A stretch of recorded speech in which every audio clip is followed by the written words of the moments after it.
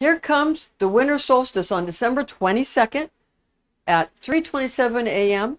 Tropical Astrology, Universal Time Coordinated, when the sun moves into the sign of Capricorn the Goat this year, 2023. An ancient festival that numerous cultures continue to practice is called Yule or Yuletide. I'm sure you've heard of Yule. Okay. Now, the winter solstice is when the length of the daylight hours is the shortest and the darkness of the night is the longest. Okay. Guardian angels to invoke for winter solstice are the planetary archangel of the sun, being the Archangel Michael. Okay. The Archangel Michael. Okay. And the Zodiac Angel of the sign of Capricorn the Goat, and that is the Zodiac Angel Hanael. So Hanael is for Capricorn. And they help to provide opportunities to increase status, up the ladder of success, and economic advancement. That's what Capricorn is all about. The sun's all about success. Now, we're also going to give you information about the Goetic demons, not the night demons, but the day demons. From the Goetia, from the Lesser Key of Solomon. We're going to give you the three spirits or demons, the Goetic demons or spirit. The word daemon, D-A-E-M-O-N, means spirit. It's not really anything bad, it's just spirit. But they shortened it to demon, D-E-M-O-N. It just means spirit, that's all it means.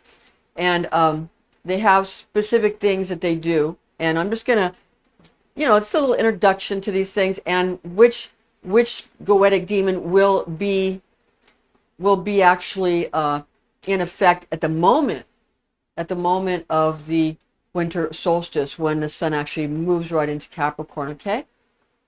All right. So moving along now, the planetary archangel Michael, as we had mentioned, Michael here. His tarot card is the Sun card. Okay. The Sun tarot card. We got Archangel Michael and the Sun card. All right. Now, because he's the archangel, the elemental archangel of fire, and the planetary archangel of the sun. So he's both of those things.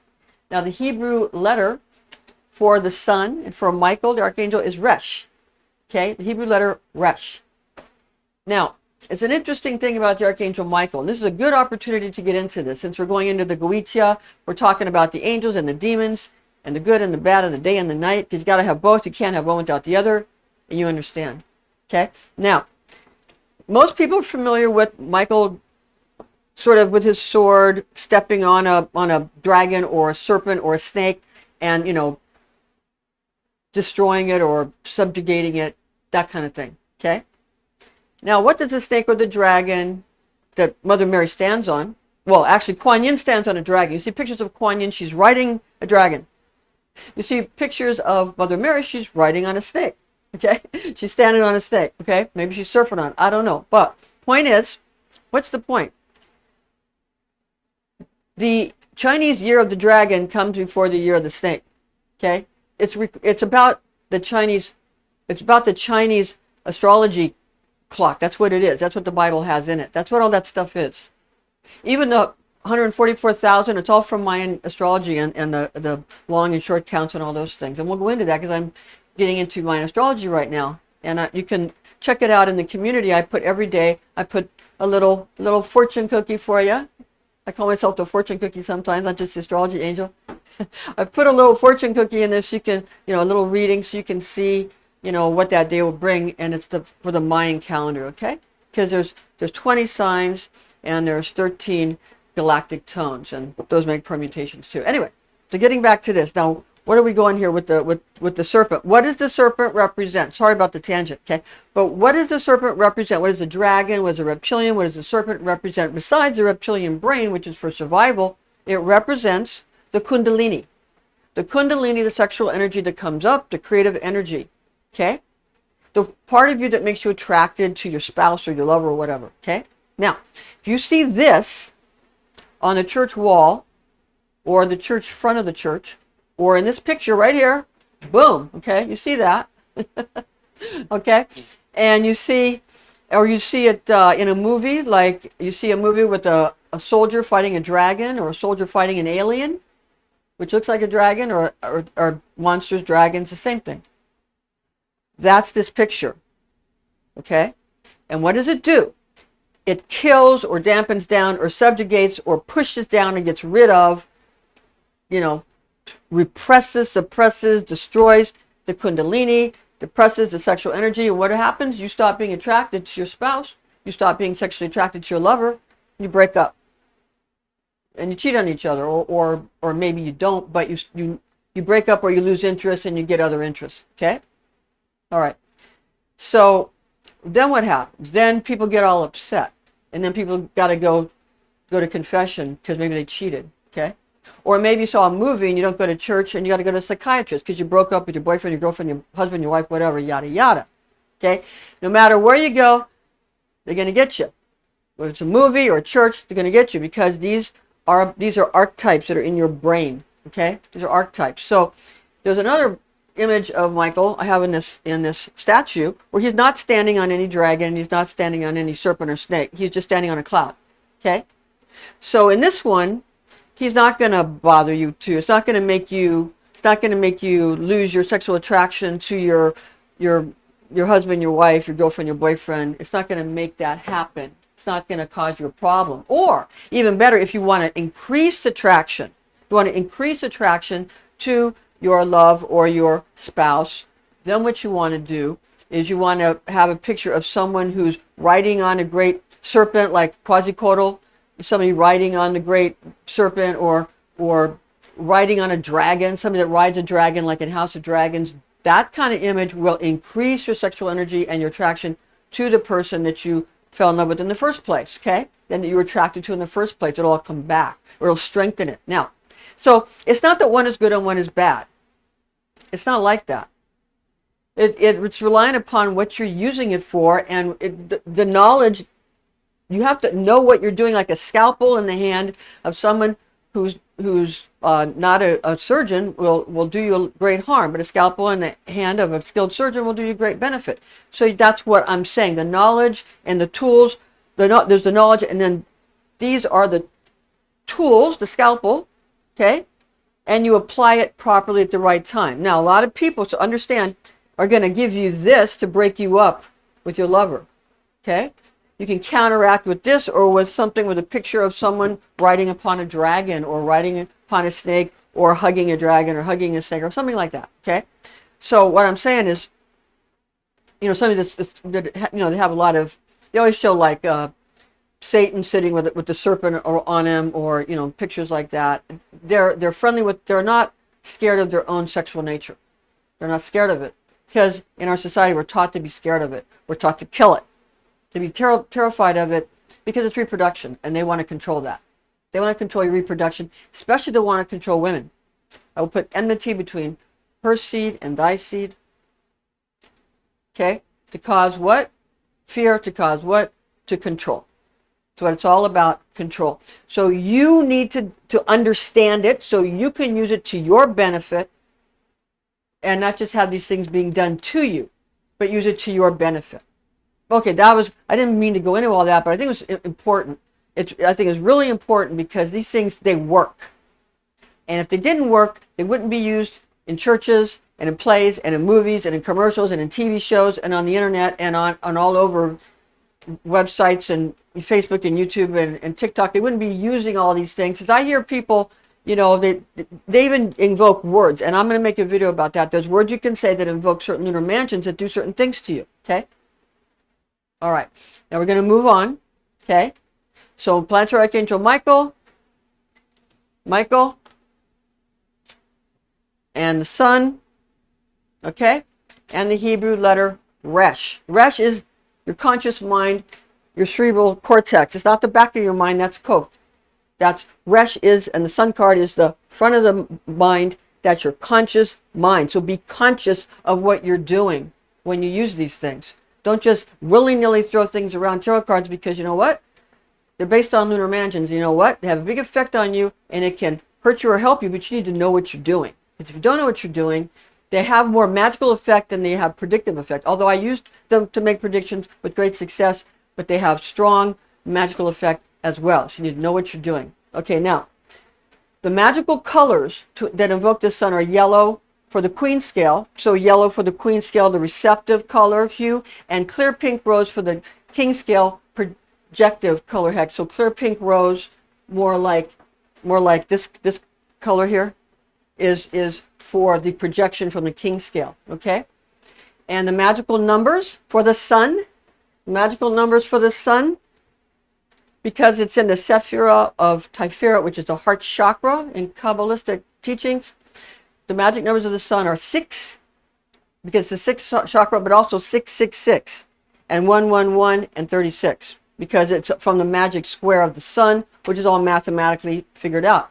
So 666 isn't really anything evil. It's the magic square of the Sun. And what they did was, when they came to the United States, they cut a bunch of plots of land that had the 666 measurements, and they put the Sun and Tiferet, which is beauty and harmony, into that's the Christ, Mithra, all the sun gods, Apollo, Christ, Jesus. They all are in the sixth Sephira of Tiferet. Okay, Tiferet, Helios. They're all there. Okay, so that was put into the United States by the Freemasons. And that's why the number's a big deal. Okay? It's actually a very good number. Now, Zodiac Angel Hanael. Zodiac Angel Hanael. Tarot card is the Devil. The Devil for Hanael. And the Hebrew letter is Ayin. Ayin. And Ayin is just like looks like two fingers and it's like a Y, like that. Okay? And that's again for Capricorn, and that's for the Devil card. Now the Devil card is about our ego. You've got the Devil there that's sort of got these two, a man and a woman. It's like the Lover's card, except instead of an angel, it's a devil, and he's got them chained to a black box. Gee, wonder what that is. Gee, I wonder, but you know, maybe they're having fun. Who knows? So anyway, we got one, the man, Satan's lighting his tail on fire there, or Beelzebub, or that's actually it's actually the goat. And then we have the woman has a tail that's grapes, like wine. Okay? All right.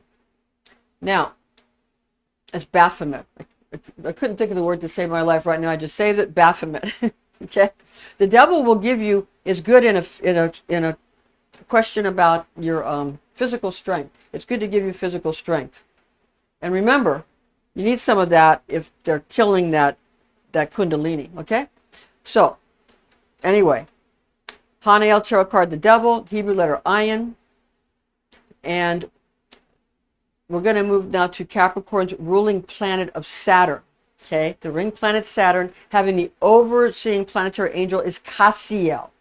Cassiel, and which is AKA Cassiel, the planetary archangel of Saturn, is also known as Satan. Satan, Saturn, same thing. Okay? Satan, Saint Anne, Jesus' maternal grandmother. Of course, the maternal grandmother is always the devil, right? So Saint Anne, Satan is always the bad guy, right? And you know, the upside down cross, that's just Saint Peter. Saint Peter, on you I will build my church, on this rock I will build my church, Peter. He was crucified upside down, an upside down cross. It's just the way the church was started from St. Peter. That's all. That's all it is. That's all it is. But you see, they control both the God and the devil, and then they come at you and control you. That's how it works. The right and the left hand, the carrot and the stick, the punishment and the reward, and they control you. All of us. But if you understand it, you can make sure that you use it for your best good and the good of those that you care for. Okay, so the planetary archangel of Saturn that rules Capricorn is Cassiel, also known as Satan. And that's the ring's planet Paragon. Okay? All right, now magical colors that evoke Capricorn is a ruling planet of Saturn, okay, is black for the Queen Scale Receptive color. You see the black for the Queen Scale Receptive color hue, and it's crimson. It's going to be a crimson color, like the heart.